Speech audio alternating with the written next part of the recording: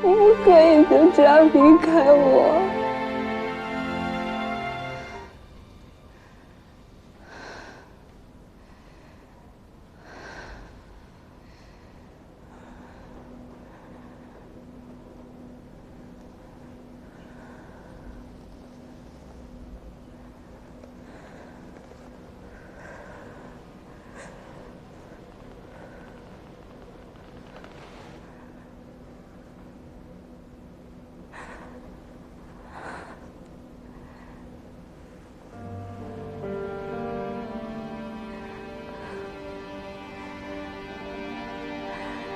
振荣，振荣，你醒醒啊！我是在做梦，对不对？你是和医生联合起来跟我开了一个玩笑，是不是啊？我知道你一定不会离开我的。你起来，我们回家。你起来好不好？你起来啊！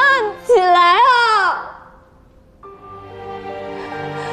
你为什么要这样？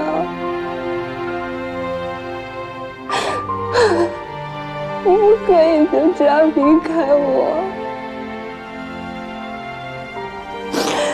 你不是说过的吗？你要娶我的。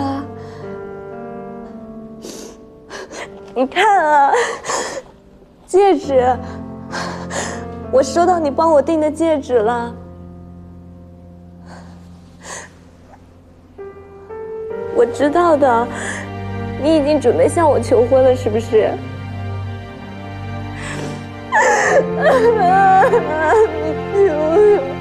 你不要睡了，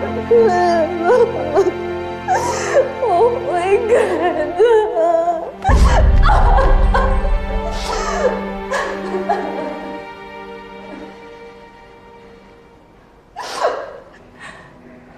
你为什么会在这儿？